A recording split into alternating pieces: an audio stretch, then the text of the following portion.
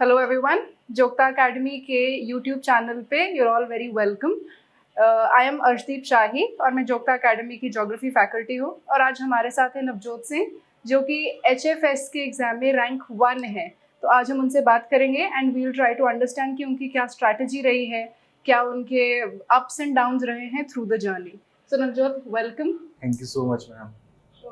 पहले तो चलो, you got first rank, select होना ही अपने आप में बहुत बड़ी बात होती है and rank 1 is something else, right? तो पहले तो मैं जानना चाहती हूँ कि आपका सबसे पहला रिएक्शन क्या था when you got to know कि आपका रैंक 1 आया है। What was your reaction? Ma'am to be very honest, इससे पहले मेरा सिलेक्शन एलाइड सर्विसेज में हुआ था। तो इट इज़ लाइक कि आपकी फर्स्ट जॉब इज़ लाइक उसकी एक्साइटमेंट समथिंग एल्स होती है। तो आई वाज हैप्पी बट जो फर्स्ट जॉब की एक्साइटमेंट थी that was something else, but yes I was very happy.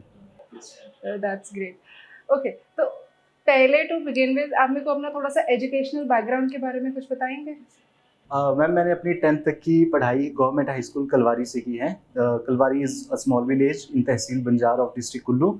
Then I did my +2 from Arunodaya Senior Secondary School, Mohol, District Kullu, and then I did my BSc in Forestry from Dr. Yashwant Singh Parmar University of Horticulture and Forestry, Nauni, District Solan. That's it. Okay, and आप मेरे को पहले बता रहे थे कि आपने अपनी लगभग सारी study Hindi medium. Yes, ma'am. 10th तक I was in Hindi medium school. तो अब ये जितने भी आपने एग्जाम्स लिखे हैं, these were most of them were in English, तो वो स्विच मुश्किल नहीं था? Ma'am I would say it was very difficult initially. जब मैंने 10th से +1 में स्विच किया तो it's like 360 degree of rotation and it was something very new to me. But gradually time लगा, बट ग्रेजुअली ट्रैक पे आने पे थोड़ा तो टाइम लगता है, but once I get into my track then I was very comfortable. चलो, that's really nice. और अब तैयारी करते करते, मतलब पढ़ाई करते करते ऑल ऑफ अ सडन इधर कॉम्पिटिटिव एग्जाम्स की तरफ कैसे? मैम एक्चुअली BSc खत्म होते होते ही we are always like question mark with what next. तो मैंने तो ये डिसाइडेड किया था कि मुझे मास्टर्स नहीं करनी है। तो I always wanted to be into government services. तो मैंने सोचा कि चलो गवर्नमेंट सर्विसेज की प्रेपरेशन करते हैं, देन बस। एंड आपने अपने प्रेपरेशन में सबसे पहले, लाइक यू सेड कि आपने HAS का भी प्रेपरेशन किया है, राइट? अलाइड में यू गॉट सिलेक्टेड। आप थोड़ा सा वो जर्नी के बारे में बता सकते हैं? Okay ma'am. तो मैम एक्चुअली मेरी प्रेपरेशन स्टार्ट होती है 2018 से। फर्स्ट एग्ज़ाम जो मैंने दिया था that was range forest officer Himachal Pradesh government का, जिसको मैं क्लियर नहीं कर पाया था। After that I joined Jogta academy in late in 2018 I think. तो उसके बाद I appeared in HS interview and I got selected in allied services as food inspector. तो मैम आफ्टर दैट 2.5 years में सर्विसेज में था and luckily I am here as ACF। And आपने HAS का, like you said, you took the interview, है ना? आपने interview दिया था एंड उसके बाद वो क्लियर नहीं हुआ, राइट? तो आपने दोबारा वो पेपर लिखा? नहीं मैम, आई डिडंट अपीयर उसके बाद आई ऑलवेज वांटेड कि उसके बाद एक्चुअली ACF की नोटिफिकेशन आ गई थी। आई वाज लाइक कि मुझे अगर करना है तो बस यही करना है, कि बाकी एग्जाम की तरफ अभी ध्यान नहीं दूंगा। ठीक है, ओके। वो इंटरव्यू आपने दिया, वो इन इटसेल्फ बहुत ही बड़ी बात है, राइट? एंड उसके बाद आपका सिलेक्शन भी हो गया and then eventually you came here. तो ये अभी आपने बोला कि 2018 में आपने अकेडमी ज्वाइन कर लिया था। अब बहुत सारे ऐसे स्टूडेंट्स होते हैं जिनको कंफ्यूजन होता है कि अकेडमी ज्वाइन करें, कोई कोचिंग इंस्टीट्यूट में जाएं या सेल्फ स्टडी करें, राइट? वो कंफ्यूजन आपको भी रहा है एट सम पॉइंट कि नहीं? Yes ma'am, I might sound philosophical but I think कि warrior Arjun was great, but उसको भी गाइडेंस की ज़रूरत पड़ी थी in Mahabharata. And like Arjuna, मुझे अपने पे तो बिलीव था but I was very clueless कि क्या करना है। तो I think personally coaching institute help me allot. बाकी सबका अपना अपना एक्सपीरियंस हो सकता है, बट आई थिंक कि गाइडेंस की ज़रूरत हर एक एस्पिरेंट को होती है, चाहे वो सोर्सेज के बारे में हो, चाहे वो आंसर राइटिंग के बारे में हो, चाहे वो टेस्ट सीरीज के बारे में हो। हर किसी को गाइडेंस की ज़रूरत होती है एंड आई थिंक कि institute helped me a lot. Okay, and आपका स्ट्रैटेजी क्या रहा through out the preparation? I think, ma'am, there is a concept of like SWOT analysis, that is strength, weakness, opportunity and threat. हर एक individual को अपनी ये सारी चीज़ें पता होनी चाहिए कि हमारी क्या स्ट्रेंथ है, हमारी क्या वीकनेसेस हैं, हमारे सामने क्या अपॉर्चुनिटीज़ हैं और उसकी क्या कॉन्सिक्वेंसेस हो सकते हैं। पर्सनली मुझे ऐसे लगता था कि I am very good in answer writing. I think I can use my knowledge in a creative way. Answer writing में जैसे आप लोग फ्लो चार्ट यूज़ करते हैं, डायग्राम्स यूज़ करते हैं, मैप्स कर सकते हैं, वो मुझे पर्सनली लगता था कि मैं बड़े अच्छे से इम्प्लीमेंट कर सकता हूँ। एंड वीकनेसेस की बात की जाए तो आई ऑलवेज फियर प्रीलिम्स, क्योंकि आई am very bad with factual information. तो उसके लिए मैंने हमेशा से अकेडमी में जितने भी टेस्ट होते थे, वीकली टेस्ट, मंथली टेस्ट, हर सब्जेक्ट के टेस्ट, वो मैंने बड़े रिलीजियसली दिए थे। आई थिंक कि टेस्ट सीरीज का ये फायदा रहता है क्योंकि लुक आपके प्रीलिम्स में there is no defined syllabus. Ocean से लेके आप तक, सन तक, गैलेक्सी तक कुछ भी पूछ सकते हैं, क्योंकि वो प्री डिफाइंड नहीं है।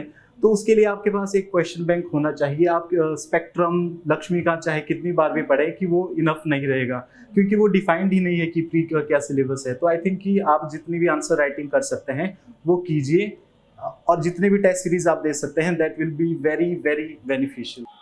ग्रेट। अच्छा, इसमें एक चीज़ और, क्योंकि ये फील्ड ऐसा है प्रेपरेशन वाला, तो यहाँ पे एडवाइस देने वाले बहुत हैं, हर जगह बहुत सलाह है, online offline, everyone you meet, हर किसी के पास कोई अपनी नई सलाह होती है। तो कभी वो भी problem I? Ma'am, I have read quotation that goes like simplicity is the ultimate sophistication। यहाँ जैसा आपने कहा कि यहाँ पे एडवाइस देने वाले सभी हैं कि ये पढ़ो, but you have to keep it very simple, you have to keep your sources very limited, you have to have faith in the institution and the guidance जो आपको दे रहा है। अगर आपको कोई बोल रहा है कि पॉलिटी के लिए लक्ष्मीकांत पढ़ो, आपको उस पर फेथ करना पड़ेगा, वरना आपको इंटरनेट पे हर जगह 10 टॉपर ऐसे मिलेंगे जो आपको हर 10 सोर्सेज बताएंगे। तो माई अंडरलाइन वाज कि simplicity is the ultimate sophistication. You have to have faith in yourself and the sources जो आपको रिकमेंड कर रहा है, and stick to that only. और आपकी सिंप्लिसिटी आपके काम आई, which is great, right. And also देखो, अब आप बता रहे थे कि 2018 में आपने प्रेपरेशन शुरू किया, इट्स 2022, राइट? लगभग 4-5 साल हो चुके हैं जब से आपके कर रहे हैं। कभी बोर नहीं हुए? Ma'am, to be very honest, I will sound philosophical again. जो भी मुझे जानते हैं in my personal sphere, they always knew कि I am very relaxed and balanced. I always try to focus on when I am happy, I am not very happy, and when I am sad, I am not very sad. Life is all about balancing. No, आपको पता होना चाहिए कि you do not have to exhaust yourself too much into preparation. अगर आपका friend circle है तो उनसे बात कीजिए प्रेपरेशन टाइम, फैमिली से बात कीजिए। अगर आपकी कोई अदर हॉबीज़ है उसमें आप कर सकते हैं। तो you do not have to take too harsh on yourself throughout the preparation. बस सिंपल कॉन्सेप्ट इज कि आपको अपने आप पे फेथ होना चाहिए through out the journey, and enjoy this journey, because ultimately अगर आपका सिलेक्शन नहीं भी होता है, you will Bloom, your personality will Bloom. और एक ये भी परसेप्शन है कि अगर आपको कॉम्पिटिटिव एग्जाम्स की तैयारी करनी है सीरियसली, तो अपना फ्रेंड सर्कल छोड़ना पड़ता है और 12-12 घंटे पढ़ाई करनी पड़ती है। Do you think you faced the same? Ma'am, जब मैं चंडीगढ़ आया था तो मेरे कुछ एक फ्रेंड्स इंस्टीट्यूट्स में थे, तो उन्होंने आते ही अपना व्हाट्सएप, इंस्टाग्राम, फेसबुक सब कुछ अनइंस्टॉल कर दिया था। उन्होंने मतलब कॉल्स उठाने बंद कर दिए थे। But to be very honest, मेरे पास इंस्टाग्राम, व्हाट्सएप, यूट्यूब हमेशा से ही रहे हैं। But I think life is all about art of balancing. आपको पता होना चाहिए कि किस टाइम पे कौन सी चीज़ करनी है। जब आप प्रेपरेशन कर रहे हैं तब आप प्रेपरेशन ही करो, जब आप रिलैक्स्ड होना चाहते हैं तो आप ये सब चीज़ें कर सकते हो। और मैम, जैसा आपने कहा कि कुछ एक शायद 12 घंटे पढ़ते हैं, 13 घंटे पढ़ते हैं, तो उसके कंटेक्स्ट में I think the foundation is very important. अगर एक बार आपका फाउंडेशन आपका स्ट्रांग हो जाता है, उसके बाद आप रिलैक्स्ड कर सकते हैं। But initially you have to give at least 6 to 7 hours to the studies. बाद में जब आपके कॉन्सेप्ट क्लियर हो जाते हैं, आपका फाउंडेशन स्ट्रांग हो जाता है, तो आपको बस रिवाइज करने की ज़रूरत होती है। तो आपको इतना कुछ पढ़ने की ज़रूरत नहीं होती। उसके बाद आप 3 घंटे, 4 घंटे, इतना that is more than sufficient, I will say. Right. And ये जो आपने पेपर्स लिखे थे in your prelims as well as mains, कोई स्पेसिफाइड तरीका आप मेरे को बता सकते हैं कि आपका जो वे ऑफ स्ट्रेटेजाइजिंग था प्रीलिम्स को देखने का या मेंस को देखने का, how did you tackle them individually? Ma'am, I think जब भी किसी एग्ज़ाम की डेट शीट आती थी कि जैसे फॉर एग्जांपल मेंस के लिए आपका प्रॉपर बना होता है कौन से दिन कौन सा एग्ज़ाम है, तो एग्ज़ाम से उसी दिन मैं 30 दिन की या 15 दिन की स्ट्रेटजी बना देता था कि I have to complete my revision 2 to 3 times revision in that sphere only. जैसे एग्ज़ाम से पहले अगर आपके पास 20 दिन है, तो मैं हर एक सब्जेक्ट को उसमें अंदर इस तरह से क्लासीफाई करूंगा या एडजस्ट करूंगा कि मेरा 2 से 3 बार तो रिवीजन हो कम से कम। चाहे वो उड़ते उड़ते हो पर रिवीजन हो। और मैम आई थिंक कि इन दिस प्रेपरेशन पढ़ने से ज़्यादा रिवीजन ज़्यादा ज़रूरी है। तो हमेशा से ये फार्मूला रहा है 3R formula, that is read, revise and repeat. I think कि रिवाइज करना is most important in this preparation. आप चाहे कितना भी पढ़ो, क्योंकि सिलेबस इतना है, अगर आप डेप्थ में पढ़ते रहो तो आप PhD भी कर सकते हो। You have to treat this exam like exam only. आपको इसको एक PhD या डिग्री की तरह ट्रीट नहीं करना है। You have to treat it like exam only, कि आपने बस क्रैक करना है, बाकी PhD नहीं करनी है मुझे, एंड दैट्स इट मैम। तो आप अभी स्टार्टिंग में कह रहे थे कि आपको प्रीलिम्स से बहुत डर लगता था, राइट? लेकिन आपने प्रीलिम्स निकाले हैं बहुत सारे, तो कैसे, व्हाट वाज योर स्ट्रैटेजी उस प्रीलिम को, वो जो फैक्चुअल इन्फॉर्मेशन वगैरह को रिटेन करना और उसको अच्छे से अटेम्प्ट करके क्लियर करना, तो आपने प्रीलिम को कैसे प्रिपेयर किया? मैम लाइक आई सेड कि GS का जो प्रीलिम्स का सिलेबस है that is not pre defined. Okay, आपसे कहीं भी कुछ भी पूछ सकते हैं, तो आप उस टाइम ऐसा क्वेश्चन नहीं कर सकते कि this is not the part of syllabus. Okay, तो उसके लिए अगर आप जितने टेस्ट कर सकते हैं, जितने मॉक्स कर सकते हैं टेस्ट सीरीज के थ्रू, आपको वो करने चाहिए। ऑनलाइन सोर्सेज आजकल के इतने हैं, आपको क्वेश्चन बैंक दुनिया भर के मिल जाएंगे। अगर, क्योंकि मैम जैसे हम देखते हैं कि spectrum is all we read for history, okay, लेकिन स्पेक्ट्रम्स के बाहर से भी चीज़ें आती हैं। अगर हम रिसेंट ईयर्स का ट्रेंड देखें तो स्पेक्ट्रम से बाहर से ही क्वेश्चन आ रहे हैं, तो अब हम तो ऐसा तो बोल नहीं सकते कि स्पेक्ट्रम से ही आने चाहिए, है ना।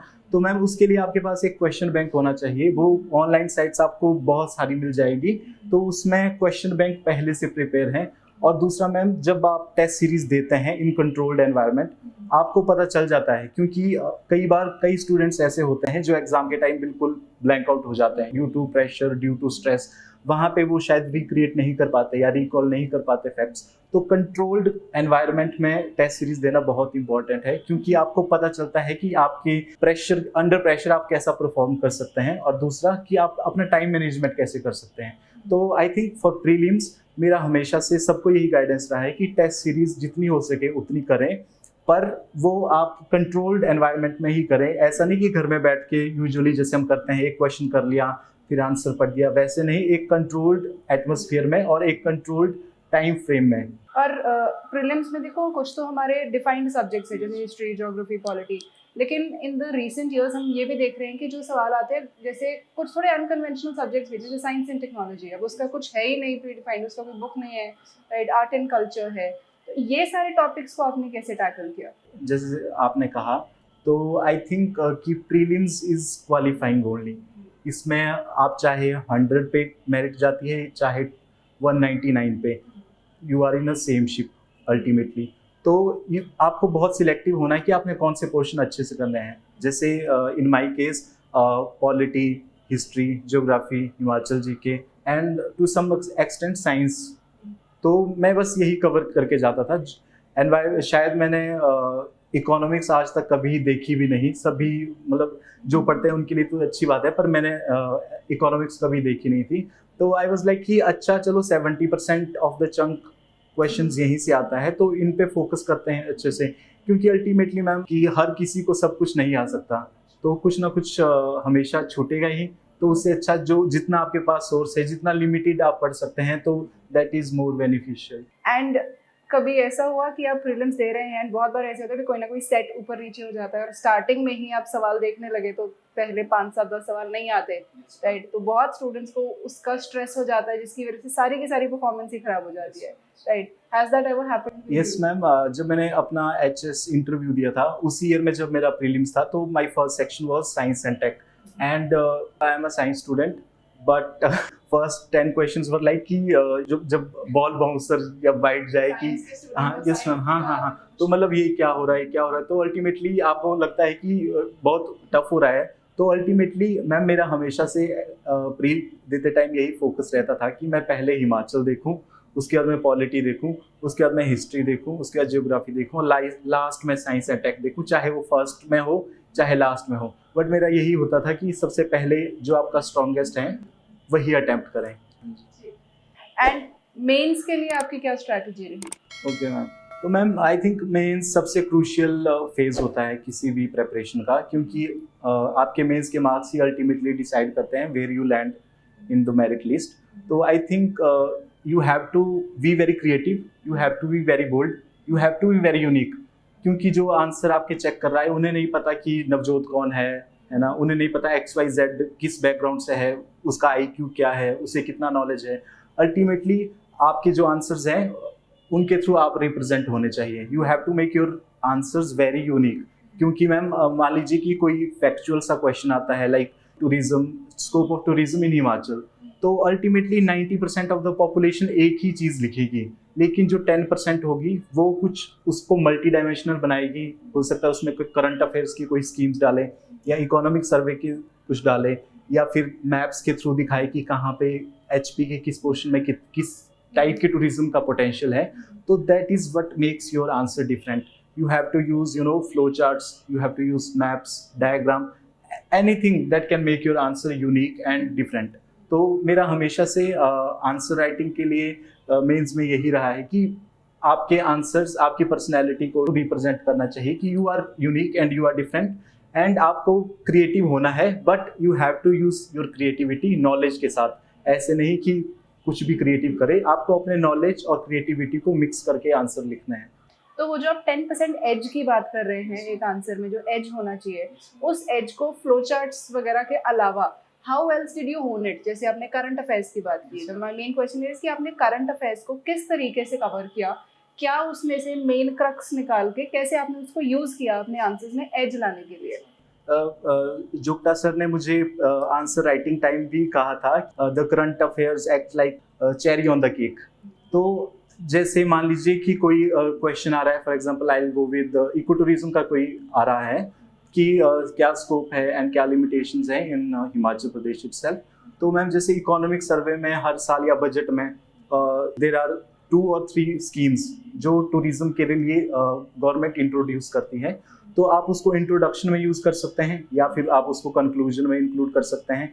मोस्टली इंट्रोडक्शन और कंक्लूजन, इन 2 चीज़ों में आप इसको इंक्लूड कर सकते हैं. And further I think GS2 which is more of like international relation, क्योंकि इंटरनेशनल रिलेशन मान लीजिए आपने आज पढ़ा है इंडिया और चाइना के कंटेक्स्ट में, हो सकता है वहाँ पे कुछ रिसेंट डेवलपमेंट्स और हुई हो, कोई और सबमिट्स हुई हो, तो आप उनको मैम सप्लीमेंट कर सकते हो अपने आंसर्स में. इससे क्या होगा, आपका आंसर अच्छा भी दिखेगा और जो एग्जामिनर होगा उसे ये भी पता चलेगा कि नहीं इसे कुछ पता है. या तो I think 90% of the students will stick in to वही 1962 वाली वॉर, बाकी 10% ऑफ द स्टूडेंट्स, क्योंकि मैम GS में अगर हम स्कोरिंग देखते हैं तो अल्टीमेटली इट इज़ लाइक कि 10, 15, 20 मैक्सिमम इतना ही डिफरेंस जाता है टॉपर्स के और बाकी स्टूडेंट्स के बीच में. एंड आई थिंक कि 15 to 20 मार्क्स का जो डिफरेंस होता है वही बहुत डिफरेंस डालता है. हाँ जी. तो आपने करंट अफेयर्स कैसे कवर किए? न्यूज़पेपर्स थे या online sources? Ma'am for example Himachal के कंटेक्स्ट में I have read only economic survey जो जोग्टा अकेडमी का था. एंड फॉर इंटरनेशनल रिलेशन मैंने रेफर किया था विजन IAS के इंटरनेशनल रिलेशन, स्ट्रिक्टली वही जो सिलेबस में है, क्योंकि when you look into the vision IAS वो काफ़ी बल्कि लगती है एंड हर मंथ उसमें 3 या 4 कंट्रीज़ के साथ इंटरनेशनल रिलेशन होंगे. तो आपको बहुत सिलेक्टिव होना है सोर्सेज को लेके कि आपका एग्ज़ाम क्या डिमांड कर रहा है, उसी के थ्रू आप उसको, हो सकता है कुछ एक ही डेवलपमेंट हुई हो, उसको आप अपने उसमें नोट्स में सप्लीमेंट कर सकते हो. तो you have to very selective about current affairs. ऐसा नहीं, क्योंकि जब आप न्यूज़पेपर भी पढ़ते हो तो देयर आर कितनी न्यूज़ होती है जो रोज़ हो रही होती है, but ultimately just like I said before कि you have to treat this like exam only, कि आपको वही चीज़ें उठानी है जो एग्जाम में आए, अपने इंटरेस्ट की कोई भी चीज़ ना छुए. राइट. और एक और स्टूडेंट्स में बड़ा कंफ्यूजन रहता है कि आंसर राइटिंग में हम पैराग्राफ्स में आंसर लिखे कि पॉइंट्स में आंसर लिखे. आई एम वेरी एक्सपेरिमेंटल.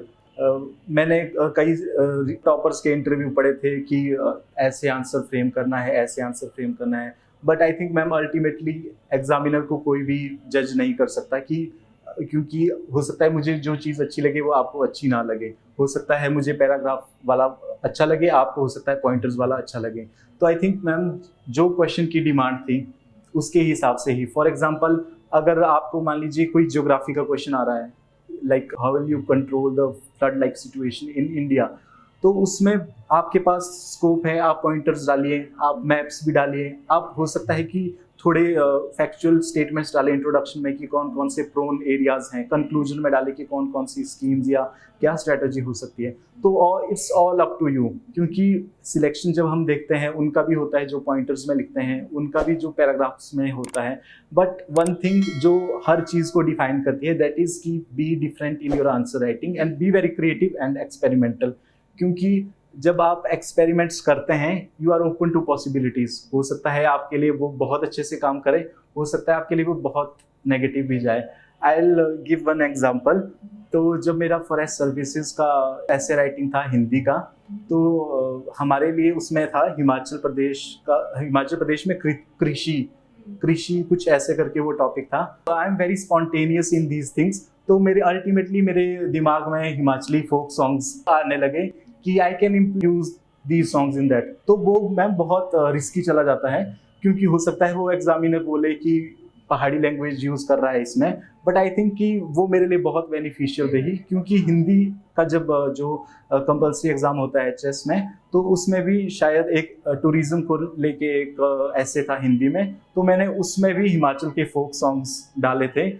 एक नहीं, मतलब मैंने हर पैराग्राफ में कम से कम एक फोक सॉन्ग डाला था जो मतलब जस्टिफाई कर रहा था उस सिनेरियो को। तो I think you have to take risk, क्योंकि अल्टीमेटली आपको रिस्क ही लैंड करवाएंगे आगे। और करंट अफेयर्स के कॉन्टेक्स्ट में न्यूज़पेपर्स सब पढ़ते हैं, राइट?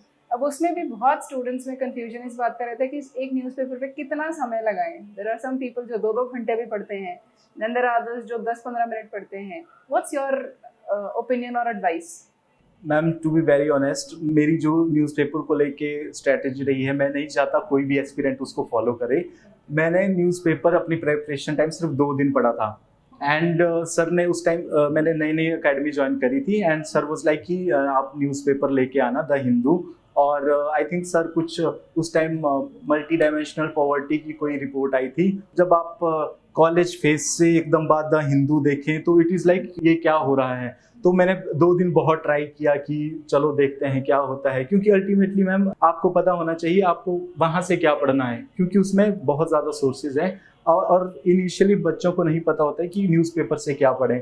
तो मैंने वो स्किप करके विजन की मैगजीन पढ़ी थी, एंड जोग्टा अकेडमी में सर ने एक मैगजीन ली थी, क्योंकि उसमें उन्होंने सिलेक्ट करके ही मटेरियल निकाला हुआ था कि ये पढ़ो। अदरवाइज अगर आप न्यूज़पेपर देखो तो जैसे I watch tennis and badminton a lot, तो बस मैं उसमें ही होता था, अच्छा इसकी रैंकिंग ये हो गई, इसकी रैंकिंग ये हो गई, तो काम की चीज़ें उसमें मेरे लिए कम होती थी। बट आई थिंक जो एस्पिरेंट्स न्यूज़पेपर पढ़ते हैं उनके लिए मेरा एक सजेशन यही है कि अगर आप न्यूज़पेपर पढ़ते हैं तो आपको पता होना चाहिए कि आपने न्यूज़पेपर से क्या पढ़ना है, क्योंकि ultimately this is the smart study. आपको पता होना चाहिए कि आपको पढ़ना क्या है। पढ़ने के लिए तो दुनिया में बहुत सारी चीज़ें हैं, but you have to be very selective. Yes. और इंटरव्यू में कैन यू रिकॉल कुछ जो आपसे सवाल पूछे गए थे? एचएस टाइम जो मेरा इंटरव्यू था वो that was very different from इस बार का इंटरव्यू। एंड इस बार I was like my 3 C strategy. First C is calm and compose, second was confident, and third C was very creative. हम सभी को डर लगता है इंटरव्यू में, चाहे कोई भी दे रहा हो, but I think there is a saying like 90% of life is confidence, and the thing about confidence is no one knows if it is real or not.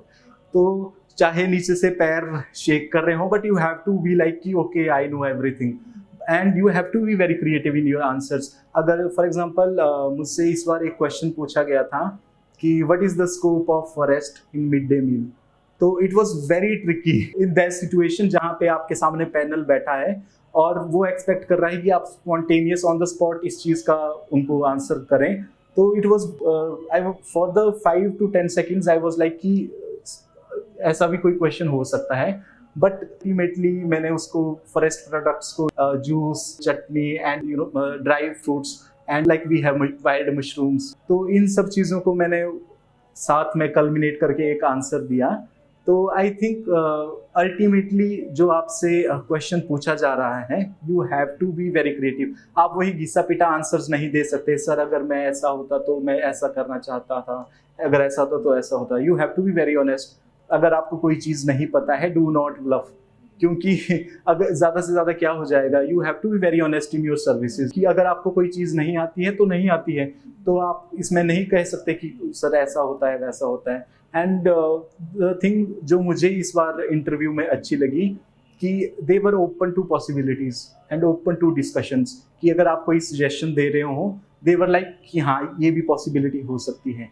But in my last interview it was scenario was something very different. I was opinionated, but they were not very open to my answers. Yes, ma'am. ठीक है. And on the final notes, can you like for all the aspirants out there who are watching and looking up to you, उनके लिए आप कोई advice या कोई motivation अगर आप देना चाहें? तो मैम I always wanted कि my journey gives wings and courage to others to fly and dream. तो मैं बेसिकली एक छोटे से गांव से हेल करता हूँ, एंड आई थिंक अगर मैं यहाँ पे पहुँच सका हूँ तो हर कोई पहुँच सकता है, क्योंकि अल्टीमेटली आई थिंक कि I was very consistent, I was sincere and I was hard working. तो आई थिंक कि अगर ये तीनों चीज़ें किसी भी एस्पिरेंट में है, these things can take you to the places. And your mindset, there is a saying like your personality can take you to the places, and it is very right, you have to be very positive. आपको preparation time हमेशा अपने आप positive लोगों से surround करना होता है, क्योंकि प्रेपरेशन टाइम आपके सराउंड में कुछ बच्चे ऐसे होंगे जो कहेंगे अच्छा प्री हो गया तो कौन सी बड़ी बात है, मेंस थोड़ी ना हुआ। अगर हम देखें तो प्री क्लियर करना भी इज अ टफ टास्क। अगर कुछ बच्चे ऐसे होते हैं जो आपको डराने के लिए 10 सोर्सेज और बता देंगे, अच्छा तुमने सिर्फ पॉलिटिकली लक्ष्मीकांत पढ़ी है, ये नहीं पढ़ी है, तो do not listen to those people. You have to be clear in your mind. अपना माइंड सेट आपने इतना रखना है कि you have to have faith in your journey and have faith in your teachers जो आपको बता रहे हैं या आपको गाइड कर रहे हैं। पहली बात तो अच्छी जगह से गाइडेंस लें। अगर आपके पास अच्छी गाइडेंस है, आपका हाफ रास्ता क्लियर है। And I think you have to be very honest about yourself, be sincere, be hard working and have a positive personality. That's all. Well, thank you so much, Navjot. It was lovely having you, and all the very best. Right? So I hope this helped all of us here. Right? At some point, I'm pretty sure his advices and his opinions will come into your rescue and will help you in your preparation. So all the best to you too. See you soon.